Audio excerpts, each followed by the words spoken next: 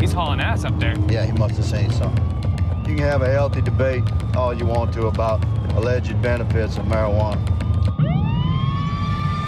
But there's no debate of the criminal behavior that's associated with the trafficking. Digital scale with some marijuana residue? There's always something.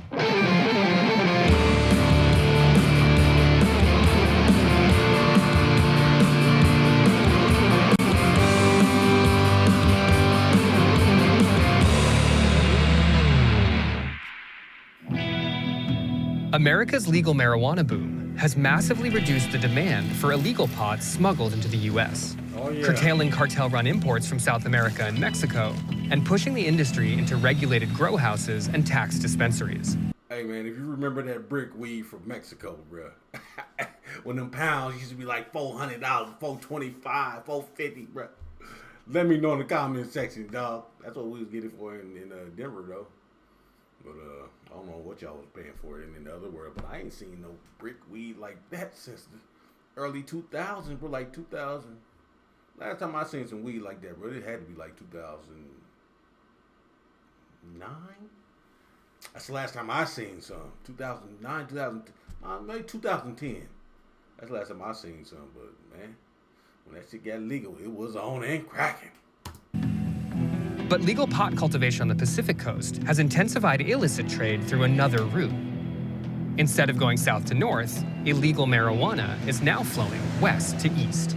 So I'm gonna meet up with a guy named Ghost, who alongside his uncle runs a successful legal grow house, to see how legal pot in states like California is feeding black market supply and distribution across the U.S. Around the world? They say across the U.S., yes. But around the world, bro. Around the world they ordering. Bro, come on, dog. Man, that California weed is one of a kind, dog. Straight up. You gotta keep it real.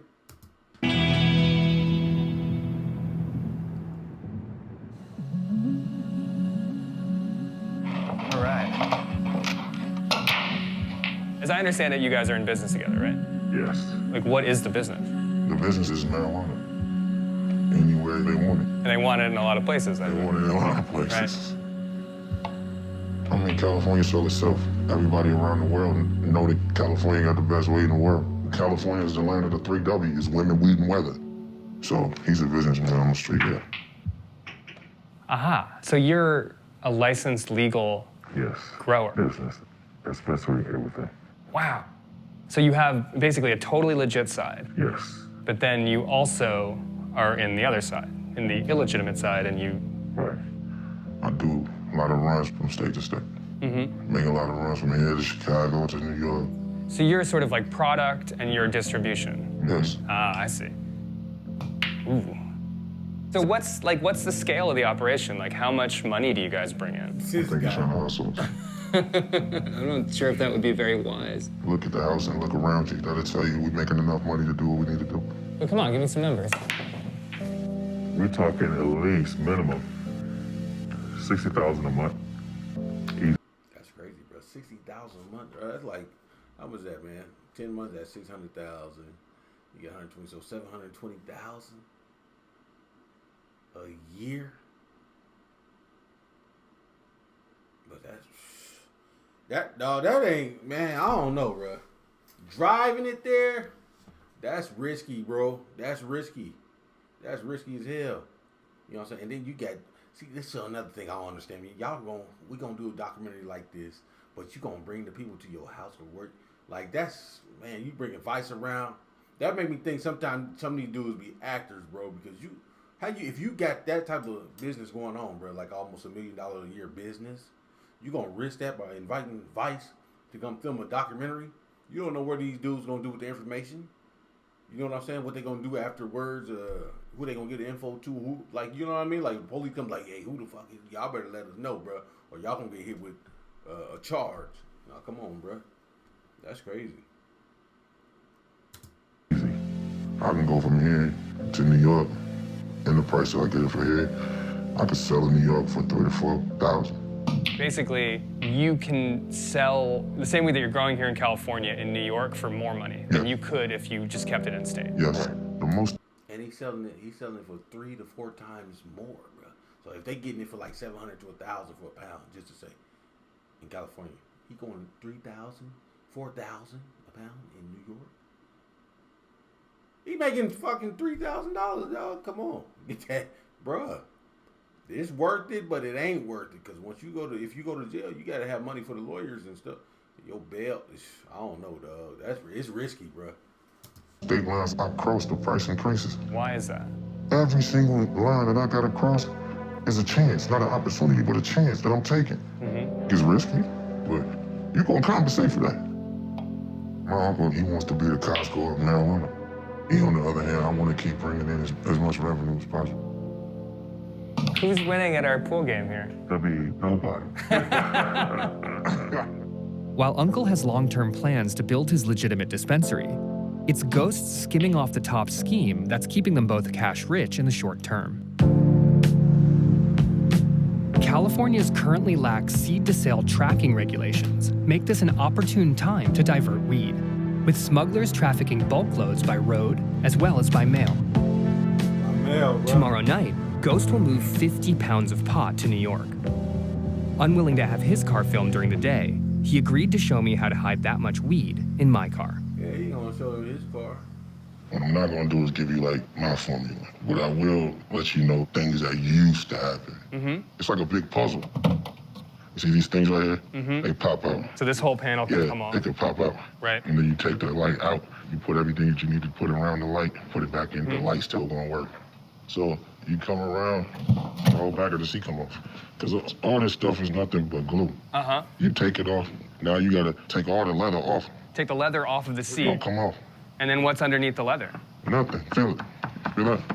Yeah. You can fit like 1, 2, 3, 4 in here. 4 pounds in each seat. Each back to the seat. So a car like this, a car like mine, like how many pounds of pot could you fit in it? I can get 50 in here easy. 50. 50. Listen, man. All this stuff comes off is what I'm trying to tell you. This stuff is cheap. We can take all this stuff off, everything. Now, let me see how I can flatten this shit up and put as many of these things in here as possible. Why don't you just put it in a backpack or a duffel bag and like put it in the back seat? I mean, I somewhat do that now. Yeah, kind of explaining it to you a little bit. Not fully, but my bags that I'm gonna put the weed in. You take the bag, turn it inside out. You clean the whole bag with the rubbing oil. It's a chemical inside the rubbing oil that gives off a different smell. But the other thing that we put on top of the rubbing oil, that dog can sniff all through my... Bro, what is this, man? I need to know what the hell is they putting on there? What is... That's crazy. They got some oil, then you put something else on top of the oil, and that throws off the scent. These dudes are engineers some shit up, bro. That's crazy. But then you know, I know he can't say too much, but still showing places where to hide and stuff like this. Probably stuff that the police already know, but the police guaranteed the feds watch this video, bro.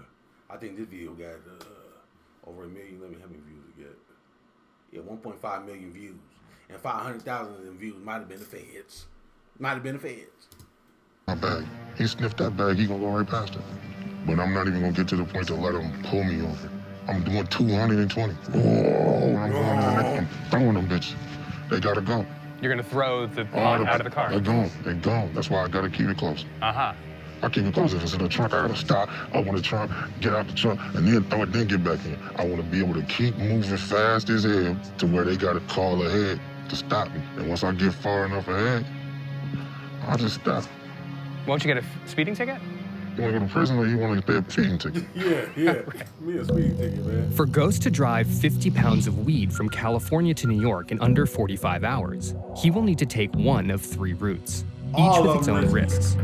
The southern route would take him through Louisiana, Mississippi, and Virginia, all 3 of which could give Ghost up to 30 years in prison if caught. The northern route would be safer, passing through weed-legal Colorado, but he'd still have to cross Illinois, where he could get up to 60 years in prison. The middle route would avoid Illinois, but Ghost would pass through Oklahoma, where he could get life in prison. Worse still, once the cops were...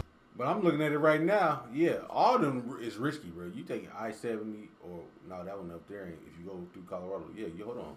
You go through Colorado. I don't know the interstates down there in the bottom, but so if he go through Colorado, no, he's not taking I-70 if he go up in Nebraska. So he gonna go through Colorado. He's safer, passing through weed legal Colorado. Good. But once you get up out of there, so you going up to Nebraska. Even if you go down, see, they ain't said to go to Kansas, go through Kansas. You gonna get stopped. Bro, you gonna get stopped, bro. These state patrolmen in Kansas, I know they done pulled me and my cousins over, man. We were hauling horses, bro. They pulled us over that we smell weed and we need to check it. Come on, man. You dudes is crazy. So that's why driving it, man, that shit risky.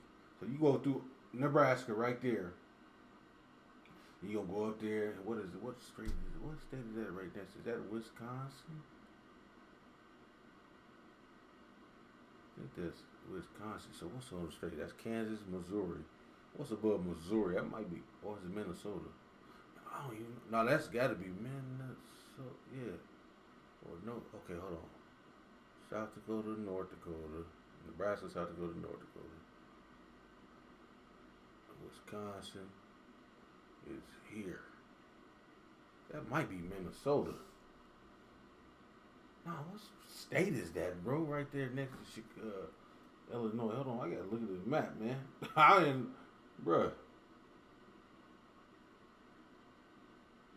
I gotta see the map. What state is that? I think it's Minnesota. No, it's Iowa. Yeah, that's Iowa. What am I talking about? Minnesota's up at the top and Wisconsin on the right. Yeah, I'm crazy. That's Iowa. So you gotta go through Iowa. Rednecks. All of them, man. You gotta go through the redneck, Hicktown, bro, Nebraska, Kansas, all that stuff, bro. All that stuff down there, man. That shit's crazy. he'd still have to cross Illinois, where he could get up to 60 years in prison. The middle route would avoid Illinois, but Ghost would pass through Oklahoma, where he could get life in prison. Worse still, once the cops report Ghost to the DEA, they may trace his weed back to Uncle's large, legal grow operation, where their assets could be seized, their accounts drained, and they could spend anywhere from 5 years to life in prison. It's always a risk that I'm not sure if that I would take. That's somebody's snitch. These foolproof friends, they never foolproof, but you ain't gonna make it till you not. I'll bring this over here, sir. What is that, salmon? Yes, Sammy. This is my last meal before I leave. What kind of seasoning is this? Oh, I told you, that's the key. This is a secret you're not going to tell me? I eat a nice, healthy, big meal, so I'm nice and full. And my body can feed off that from my trip. I'm damn sure not gonna stop to get no food. So is this kind of like the kind of meal that you've always sort of been eating? Salmon, asparagus? Not always. My family members can cook. Right. So the typical soul foods, yeah. Where did you grow up? I grew up in the hood. The cheese in the box type situation. Cheese in the box? Government issue. You realize that you broke when you go to somebody else's house and you start to see actual Velveeta cheese. You're like, man, what the hell is this? You're like, it's cheese. No, it don't. I'm like, oh, you on welfare. He said, no, it don't. He said, this cheese, no, it don't. What do you mean, no, it don't, right? No, it ain't. No, it ain't. What do you mean, no, it don't? This cheese, right? No, it don't. When you go to somebody else's house and you start to see actual Velveeta cheese. You're like, man, what the hell is this? You're like, it's cheese. No, it don't. No, it don't. Oh, you on welfare. How did you get into the business? For me, it wasn't even a choice. I've been out there since 7, 8, 9 years old. Wow. You was a guy holding the bag because you can't go to jail as a juvenile. What kind of stuff? Crack, heroin, whatever, you know. At what point did you have a realization that you didn't want to deal in harder drugs anymore? That shit is terrible. I don't want to be that guy. I didn't want to be it then. But at that moment, I had to do what I had to do. I just, to make a long story short, after the health scare, that's when I completely just was like, y'all can have that life. Tell me about the health scares. I had this thing called a sepsis. I was dying. My liver was failing, everything. The doctor literally told my significant other find somebody to bury him. That was the biggest scare of my life. It made me realize that, I didn't want to be a bad guy no more. Bro, what is a sepsis, bro? I ain't never heard of that. So I really had to change my life up. So I knew I gotta do this and do this alone. What's this? Marijuana. Asparagus, what? Kool-Aid. Maybe someone else not in my position would be like, you're still illegal. Well, you call me what you wanna call me. I know what I am. And what are you? A man trying to look after his family.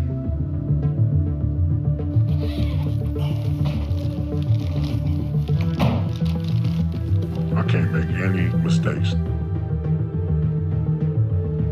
So in my mind, I'm not going to deliver no drugs. I'm just headed to New York to go kick it. Just like a good old-fashioned American road trip. Exactly. With pounds of pot in the car. My thing is this, bro.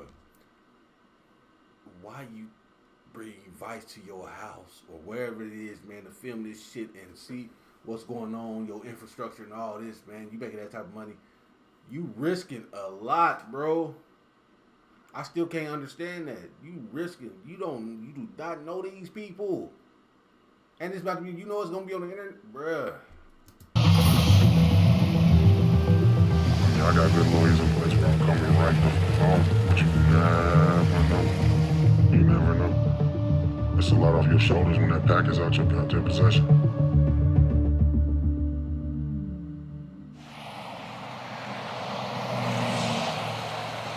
To see the other side of America's pot trafficking ecosystem, I've come to Louisiana, where weed is still illegal, Hey, not to joking hitch a down ride there, with a boy. local police force specifically tasked with stopping drug trafficking. These guys are specially trained to recognize peculiarities in traffic behavior that will give them some reasonable suspicion that that vehicle is carrying drugs. He's hauling ass up there. Yeah, he must have seen something. You know, they'll run the plate, see if it's clear, and when they're not, then they'll shut down that unit.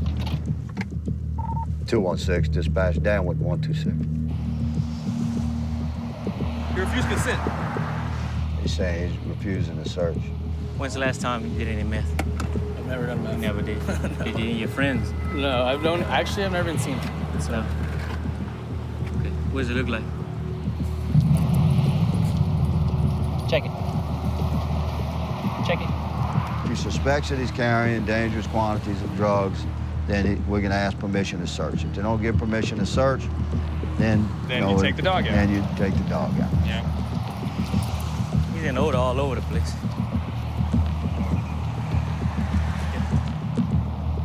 The dog alerted on something. okay. Well, what that means is we have probable cause search your vehicle, all right?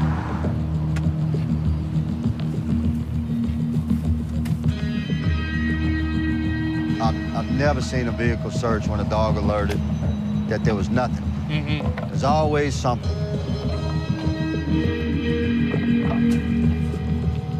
They have a false floor, but it's nothing in it, unfortunately.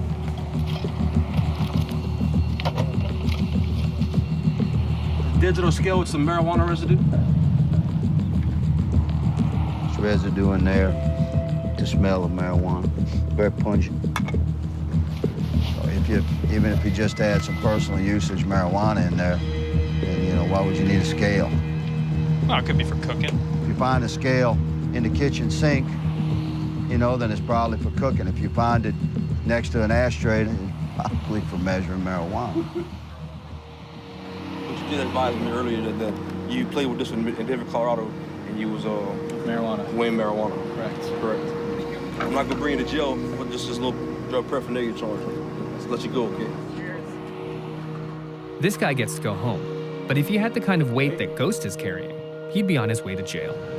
Hey, you go to jail for drug paraphernalia, bro. He lucky. And plus down there, bro, hey, listen, doing crime down there in them racist states, they don't play about drugs like this here, man. They don't play, man. I remember back in the 90s, bro, one of my brother's friends, like the late 90s, he got caught in Atlanta with a joint, bro. He was in jail for 6 months down there, man, trying to get out, get home, bro.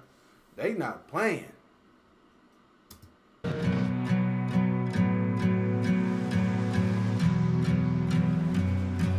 I'm following Ghost as he transports pounds of marijuana from California, where it's legal, to New York, where it's illegal but much more lucrative. If Ghost gets busted, he could face anywhere from a couple months to the rest of his life in prison, depending upon which state he gets caught in.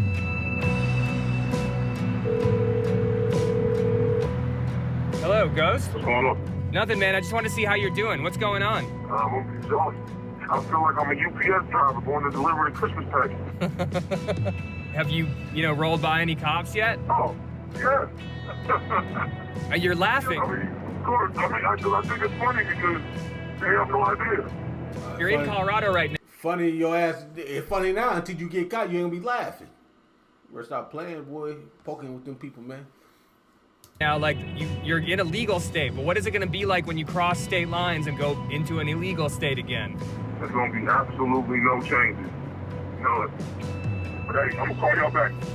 I got to get off this line. All right, Ghost. I got you. Yeah.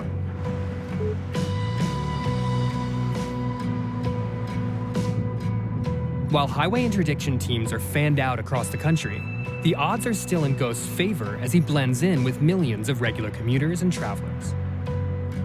To get some insight on what other dangerous dope runners face, I'm meeting up with David Victorson, a legendary smuggler who in the 1970s moved boatloads of weed into the United States. Hey, man. Hold on. I got something to say about this dude here. Now, like I was saying before, you don't know what's going on with these dudes' advice. But he talking about I'm following Ghost till he go all the way to New York to deliver this thing. Okay, hold on, bruh. They do have a charge called conspiracy. Conspiracy is what, man? That's when you know about a crime, but you don't. You know what I'm saying? You know about a crime. You know about a crime before it's getting committed and while it's getting committed. But I think you don't report it or you. Something like this, man. You know about it and you don't do nothing about it, bro. That's conspiracy, man. So these dudes here advice, bro. That's conspiracy charge, bro. They know he breaking the law, doing this, doing that. So if the police, the feds come up on them and say, hey, man, we gonna get y'all with conspiracy for what y'all doing. Then what he gonna do? If they snitch on them, they go. You know what I'm saying? They not about to go to jail. They gonna snitch on the people, bro. That's crazy. I wouldn't have these people in my business like that. That's why I say, man, I don't know if this is real, bro. Oh, they might be actors, man. Hey, David. Hop on in. People have been smuggling weed forever, and it seems like. But how was it done when you did it? I mean, like, how much were you bringing into the country? 250 tons over a period of 8 years. How many joints is that or something? Well, I have no idea, man. I have no idea. Yeah, right. That's crazy. What is it like that moment that, like, coast is clear, you did it? Well, the coast is never clear, okay? Okay. So there's no doubt that you'll be caught eventually. When we got busted, the Coast Guard showed up, and they boarded our freighter and seized all the pot and arrested me, and I was sentenced to 2 5-year sentences. I was never arrested in my life, so... The first time you were arrested, it was for 37 tons of weed? Yeah, and that's why I stopped. Do you think cops are catching all the pot that's moving across the country right now? No, of course not. The cops never catch all of everything, but the problem is they don't have to. Because what happens to people is they say, I'm only going to do this once. I just want to make this once. And they get away with it once. You think this is pretty easy, but eventually you'll get caught. But the cops don't want them. What the cops really want to do is find out who it is that is the money person behind it all. And then you kind of have to worry about getting ratted upon yourself. Exactly. Most crimes people commit, they don't get caught at the scene of the crime. They get caught later. Just because you drove something to New York, you got the money, you brought it back, nothing happened. Wow, we got away with it. No, you didn't. You know, like, you just got away with it at that point in time. You don't know what's going to happen tomorrow. Nobody keeps their mouth shut anymore. Like, you did 5 years for 37 tons. Yes. But today, you could get 10 years for 50 pounds. Right. Sentences have gotten really serious. Like, if you're going to get 10, 15, 20 years, that's a lot of time. So if you were to get 3 to 5 years, you may say something like, I could do that standing on my head, right? Right. But you start thinking about 10, 15, 20, 25 years, that's like a third of your life. And that's probably one of the reasons why people started writing each other out more quickly. Because the judicial system now is trading years of your life for information. For the people smoking it, it's great. Right. Because they got weed to smoke and they took no risk. Yeah. The risk is in the people that are actually doing the driving and bringing it across state lines. And for them, it's not cool because for sure, whoever you meet that's doing that, go look them up in 5 years. They'll be in a federal prison somewhere.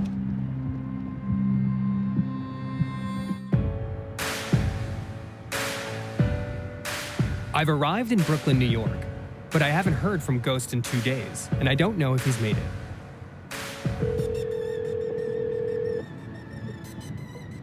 Hello. Hey man, it's Krishna. What's going on, Chris? How you doing? Where are you at? I'm in Philadelphia right now. Okay, so you made it to Philly. Yeah, I'm in Philadelphia right now. So, How's it been, man? How's the journey been so far? I mean, the journey has had a couple ups and downs.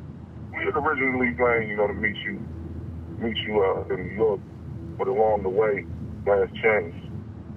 They want me to give them Cali prices in New York, and that's not happening. So that makes it dangerous. Don't give information, especially when you come into somebody else's city. I'm not from there, so they can go home and say they never told on anybody from New York. You got this West Coast guy. I guess what you're saying is that, like, before you left, you're talking about cops being maybe a problem, getting caught. That's but great. what you're saying is there more problems, basically, from, like, opposing people or competing That's not people in from the there. game when you get to cities like New York? So that's pretty much what it is. So then what's next for you? You've made the drop in Philly. The package is going to go to New York. What happens next for you? I'll go home. Start all over again. With Ghost unwilling to come to New York, I'm going to meet up with Cesar, a street-level dealer who had to travel to Philly to buy the package from Ghost, to see the last steps of running marijuana from pot legal California to New York. Tell me what we're up to, man. Oh, man, I just touched down from Philly. I just see the big homie. Ghost. Of course. So he was like, yo, meet me over here, do me this favor. I'll give you a better number. I'm always looking for better numbers, so picked up a couple of P's, ready to do what we do. Tell me what you do. This is called a breakdown. Good luck, my brother. You got yourself a nice P right there. Smell that. Oh, yeah. That's like definitely from California. When you peep the bud, look at the fluffiness. Just like beautiful. You know what I'm saying? You smell this shit. When you get weed, there's 3 things that are important about weed. How's it look? What's the smell? And can that shit get me high? Yeah, totally. Now science it's class. all about the taste. Baby. So right now, I'm just throwing in some weed, baby. We're gonna get this shit rocking. Why do you keep going back to California? Because it's like pizza. You get pizza from LA? No, you get pizza from New York. Why? It's the water, Bobby.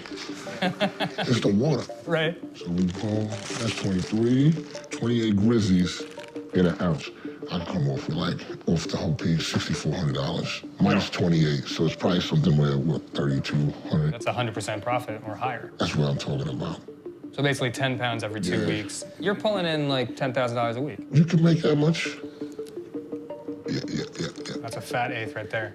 That's too much, buddy. Come on. I can't do that. Money, everything's bread, baby. Yeah, It's a little fat, but that's nice. it's very nice. I guess the question is, like, how has California legalization influenced your life as someone who sells retail in New York? Everybody's doing it now. I turn around and I see people that used to buy from me, now they're going over there to get it. Aha. And in New York, I get caught with 10 of these. This is a slap in the wrist. So it's like decreased enforcement in New York plus increased production in California equals a pipeline of pot. Bring that money, bro. Hell yeah, all day. You just gotta watch out for Exactly the what you jackers, just bro. said. It's a Police, pipeline of weed jackers. just coming in. They try to scam you, not trying to give you all your money. Shit dangerous, man. When you think about sort of the way that legal marijuana works in this country, it exists in these sort of like imagined borders, which is to say, like, states exist, laws exist, but we live in a country that's one continuous landmass. You think about Ghost and Uncle, like, these are guys that are partaking in the legal industry in California.